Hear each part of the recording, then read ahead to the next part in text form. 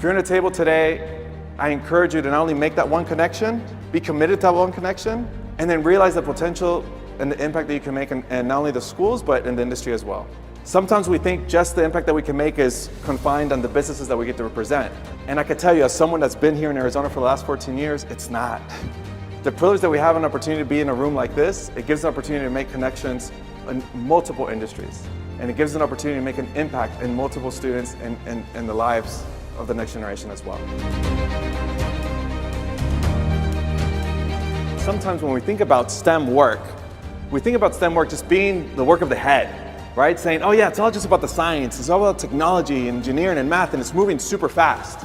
But the reality is that the real work, when it comes to STEM and making an impact in STEM, is actually from the heart.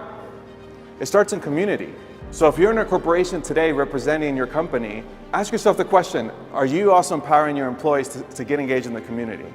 Are you empowering them to be game changers? That is the work that's happening here in Arizona.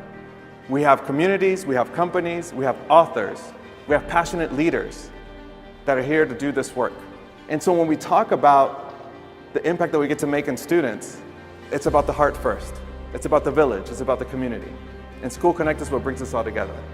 You see, it's programs like this when we get to immerse industry and community and schools together that really impact lives.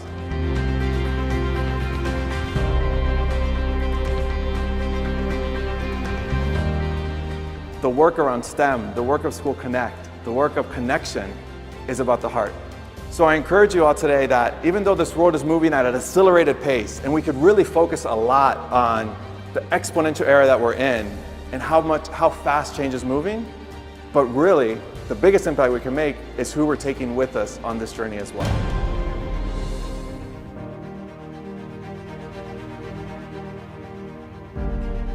There's a difference between your job and your work. Your job could be your title and that will change in time, but your work is really what matters. Your work is about the impact you want to make, and your work is about what legacy you want to leave behind. We're in this era of constant change.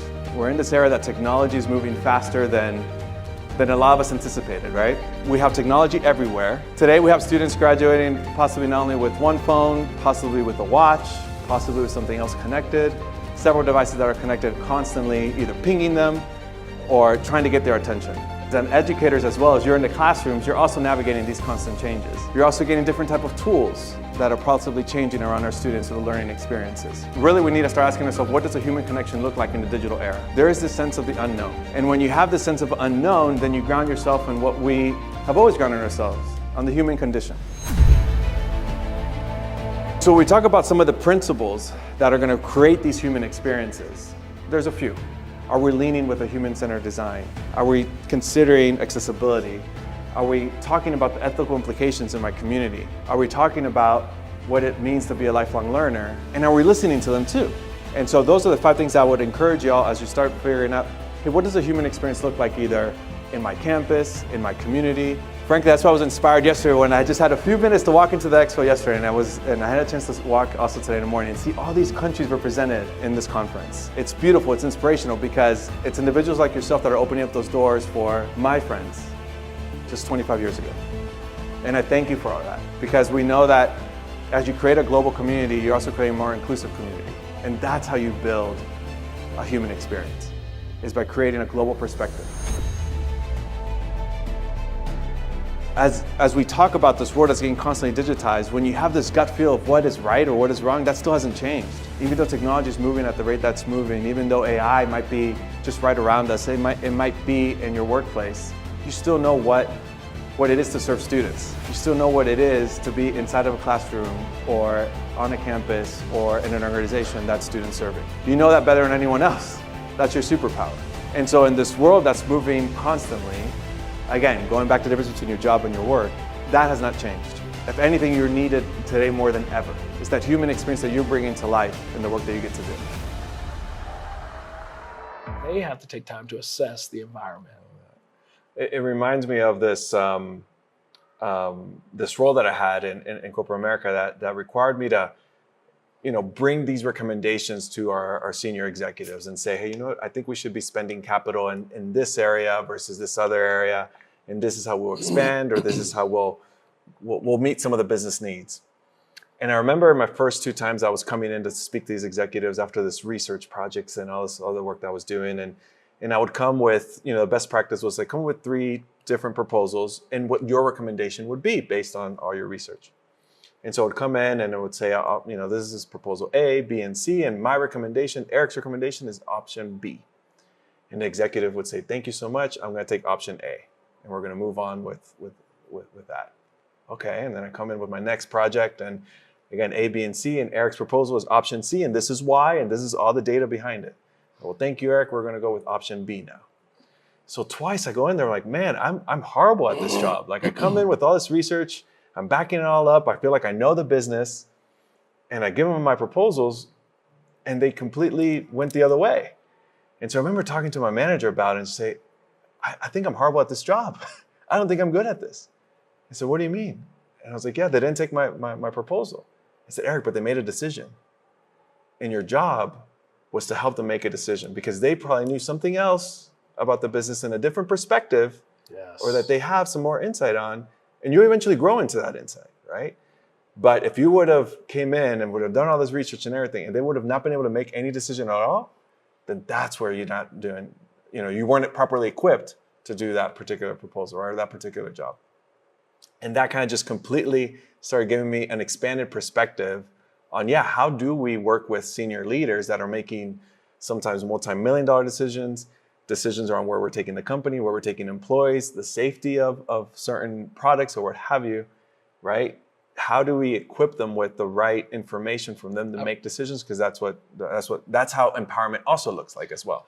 Absolutely. There's the decision loop, right? Flourish. And that's to me where you're earning that title of leader. Absolutely. It reminds me of this story. I was about a year into my new career in the tech sector, and I have an engineering background, so I was doing my engineering job. But I call it at the end of my shift or what have you, I would go and do work in education. I would go and serve the community. I was doing workshops on the weekend. I was doing digital literacy in Spanish in the library. And my performance was not impacted at all, but my manager was seeing that I was doing all this volunteer work in the evenings and on the weekends. And he told me, he's like, in one of our one-on-ones, he said, Eric, what do you want to do? And I was like, what do you mean what I want to do? Like, I'm an engineer and I'll move from this cubicle to that cubicle and maybe one more cubicle and then I'll retire. Right. Right? And then he's like, no, Eric, no, really, what do you want to do? Like, what problem do you want to go solve? Like, what do you care about? And I was like, I really like what I'm doing now. And he wasn't satisfied with that answer. And so he poked me again, maybe in our next one-on-one, because he knew there was something else, right? He's like, there's something else that we want to unlock. He asked me again. And I was like, I'm just going to answer it this time. I said, you know what? I think the world is moving at the rate that it's moving. Thanks to technology, we're in the midst of all this. And as I'm doing this work in education outside of this, I'm realizing there's a big gap.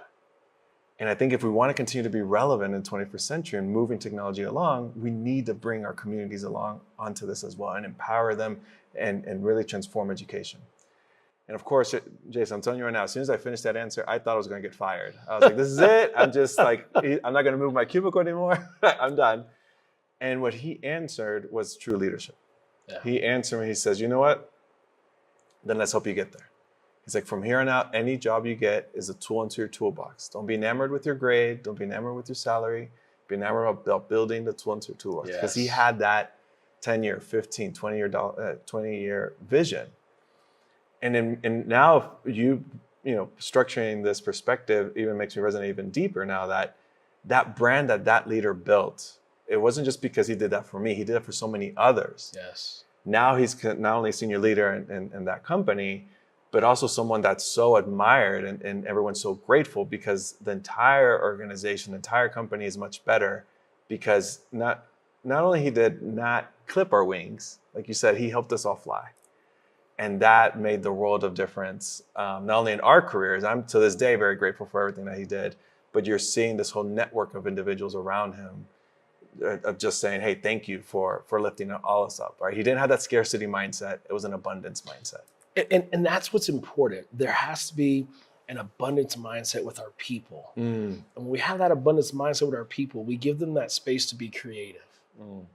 We can overlay that with innovation. We can overlay that with high performance teamwork.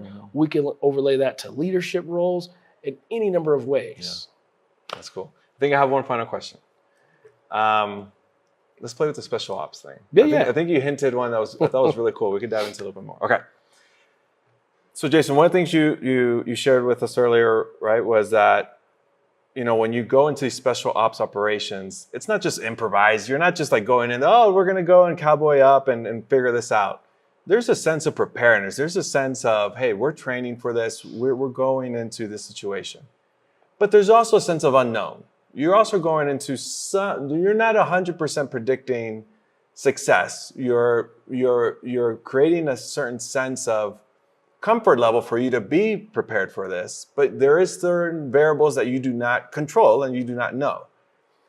In this world that's moving, and you're suggesting, hey, you know, if we just build the foundational steps, that's what's going to equip us to navigate the unknown. What are some of the things that you're seeing organizations do successfully for them to go into like the special ops mode and say, you know what, I think I'm ready for this next step. I think I'm ready to go into a little bit more unknown. One, how they've been doing that successfully, but two, how do you know in a special ops situation, when you go into a situation and you know what, you need to step back. You need to step back and say, you know, I thought I was going to be successful in this. It didn't work out.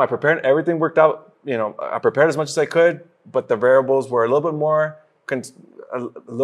challenging than I thought. I need to step my organization back. I need to step this operation back. Can you give us some examples of both those areas? Absolutely. Number one, when you're talking about doing a mission, when you're talking about special operations missions, one of the major things that we start with is we do everything we can to remove ego and pride off the table. Our capital will begin to be utilized unnecessarily. Our profitability will begin to decrease, on and on and on. So every piece matters, every person matters, and no one is doing just a job. Everyone is doing an important job that is absolutely essential to make the engine run effectively. Mic drop right there. Love that, Jason. There we go. Good job, bro. That was awesome. Hey everyone, this is Eric, the host of the Future Human Experience. The reason why this podcast was created was to be a platform for others to really bring these conversations to life. So if you're enjoying this content, please like and subscribe. It will really help our channel and expose these ideas for others. Thank you. When we talk about the future of human experience, it's easy for us to immediately think about disruption. And actually, disruption brings unique opportunities. And it's our human insight that makes those opportunities count. And I wanted to be part of it.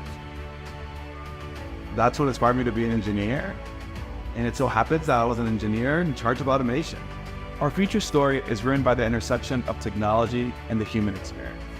You see, when we combine technology and humanity, we can amplify the potential in this new digital and exponential era.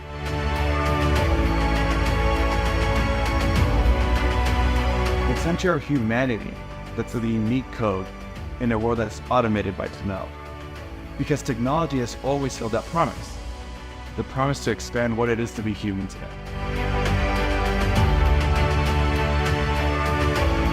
Today, having cashless experiences is not out of the ordinary.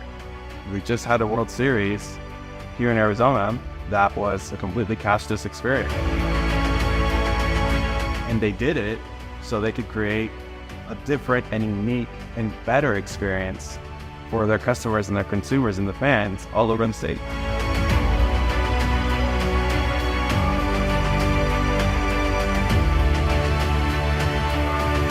Knowledge is not power. Knowledge is simply potential power. And as we see technology continue to move forward, that promise has not changed. If anything, it has empowered us even more today. And today, we have access to more tools than the last few generations had combined.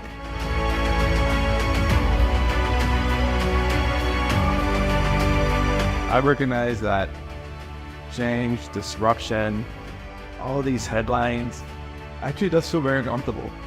Creates a lot of uncertainty, creates a lot of stress. Frankly, also creates a lot of anxiety in folks, in our communities, in our businesses. and our rare families at that. The human experience is the ultimate frontier of progress. The decision is up to us, but it's also an awesome responsibility and awesome opportunity.